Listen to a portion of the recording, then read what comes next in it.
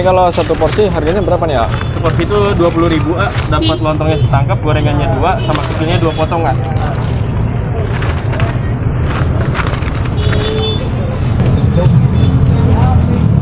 Ini, yang ini apanya nih? Itu tuh rempeyek tempenya. Oh, keripik ya, keripik tempe ya. Porsi 2 sama satu. Terus lontong. Ada lontong gurih sama ini tadi ada kikil sama urat kaki. Oh, kaki sapi gitu ya? Iya, semua dari kaki sih, A. Kaki sapi semua.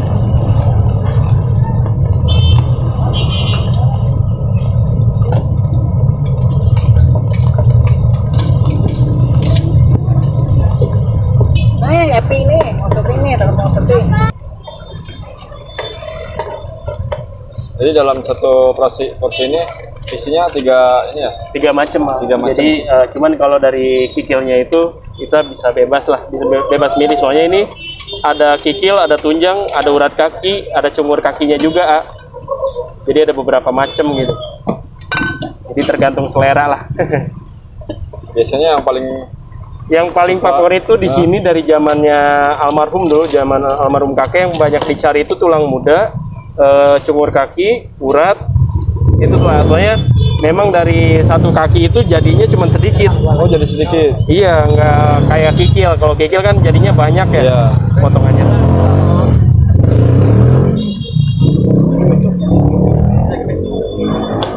Biasanya ngabisin berapa?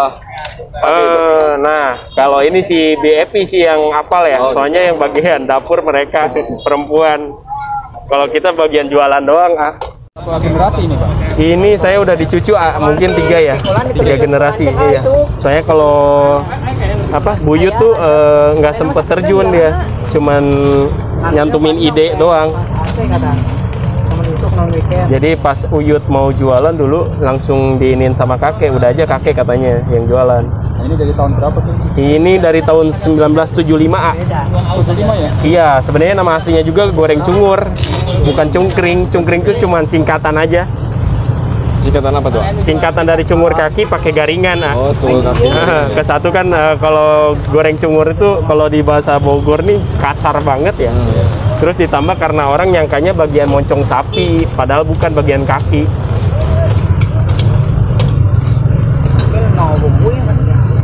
Iya sih, teteh kumaha tentang kuliner. Nah, awal mula kalau saya ingat tuh kalau nggak salah Trans 7 sama Net TV. Nah, itu ada Kang Pepi, terus ada beberapa artis juga kayak almarhum ada tuh yang pelontos kepalanya, saya lupa tuh. Nah, nggak lama awal mulanya di sini ramenya vlogger-vlogger tuh karena adanya Arapi, terus sama teman-temannya artis-artis lain juga tuh. Gara-gara waktu kalau nggak salah waktu makan bakso Kikil Pajaka sama Pak Yusuf tuh, soto Pak Yusuf. Dan mereka ngeplog. Ada kalau nggak salah ada Kang Baim juga tuh, Baim Wong sempet ngeplog. Nah, rame lah akhirnya kesini nih para YouTuber. Nah, mungkin alhamdulillah ngebantu juga karena adanya mereka, jadi ngebantu pedagang-pedagang di sini lah. Jadi awal mulanya sih cuman siaran televisi aja gitu, memang kontennya kuliner. Kalau usaha ini awalnya gimana tuh, Pak? Gimana? Kalau usahanya awalnya gimana? Kalau awal, kalau kita sih memang ada teman-teman lah dibantu juga karena teman-teman ada yang memang di entertainment gitu. Jadi kan kata kita teh udah mampir ke sini, ternyata dia sambil nge-vlog gitu kan, sambil nge-vlog juga. Akhirnya ya kata dia, ya nggak apa-apa dah, gue nge-vlog ya katanya. Hitung-hitung gue dapat konten, lu juga gue bisa bantu promosiin gitu. Memang kebetulan dia penasaran karena kan memang dari tahun 80-an kalau nggak salah ini tuh cungkring tuh memang udah terkenal sampai masuk koran Bogor. Oh, dari kulinernya 80-an ya. Kalau nggak salah tuh sejamanan sama martabak sincek tuh. Terus cungkring, bakso kikil, terus colenak tuh, bir kocok tuh. Nah, kayak gitu sebenarnya dulunya bukan cungkring namanya. Cungkring tuh kalau nggak salah tahun 2004 ya Pemamang ya dirubahnya tuh. Tahun 2004-an lah ketika Abah udah mulai pensiun, ketika paman yang nerusin pertama tuh. Nah, akhirnya diganti lah. Awal mulanya kan namanya goreng cungur. Goreng cungur. Nah, akhirnya disingkat lah jadi cungkring. Sebenarnya cungkring itu singkatan dari cungur kaki pakai garingan. Oh gitu. Oh. Nah karena karena disingkat tuh kata Mamang katanya ke satu kalau jualan goreng cungur orang yang kayak bagian moncong sapi terus, padahal bukan bagian kaki. Cuman memang ada beberapa bagian kepala yang dipakai itu yang diambil tulang mudanya aja, gitu. Jadi dipilihin gitu ya. Jadi emang khusus bagian kepala tuh tulang muda yang diambil, sisanya bagian kaki semua. Jadi memang kalau di sini terkenal ramai sampai banyak vlogger karena di sini tuh pusat kulinernya Bogor. Kota lah. Mungkin jadi pas kuliner Bogor ya ini. Iya memang dari dulu alhamdulillah sih kakek tuh udah banyak kesorot. Kadang sampai pejabat-pejabat pemerintahan itu memang kadang ngundang untuk pemesanan lah. Memang kalau saya ingat kalau nggak salah ya colenak, bakso, soto tuh, bir kocok yang jelasnya. Yang martabak yang udah legenda banget lah dibilangnya, sampai ada berapa media sampai ngupload di koran sampai viral banget gitu. Nyampe mana tuh pemasarannya? Beredarnya nggak tahu sih, cuman diambil dulu tuh nggak tahu nih korannya masih ada apa enggak di rumah tuh, di rumah nenek. Tahun 80-an kalau nggak salah tuh, sampai kemana-mana, bahkan sampai yang jauh-jauh tuh yang di Jakarta dari dulu tuh nggak pernah diterima karena kan resikonya tuh karena perjalanannya nggak kekejar lah karena kejauhan, dan ditambah kan kalau kikil ini repot prosesnya tuh. Ada yang ikut-ikutan di luar?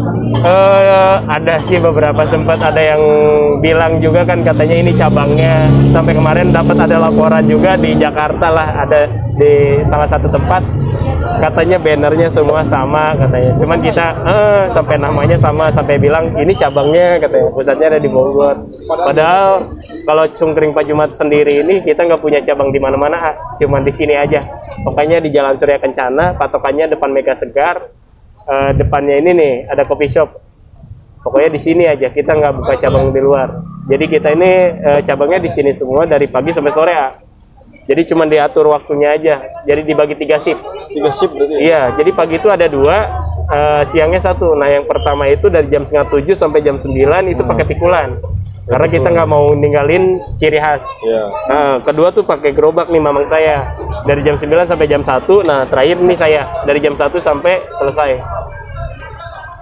Sebenarnya di sini shift 3 ini sendiri?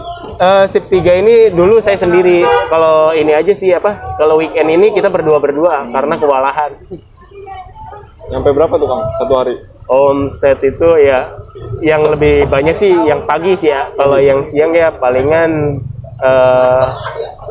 ya kira-kiranya 200. Tapi kalau zaman sekarang karena lagi belum normal ya, palingan 150 porsian. 150 porsi ya? Kalau ditotalin 3 ini 3 shift. Nah, kalau yang 3 shift saya karena saya nggak sering tanya-tanya juga ke rumah, pokoknya yang pagi itu lebih banyak. Tapi semuanya keluarga ya? Keluarga semua, nggak ada ya orang luarnya.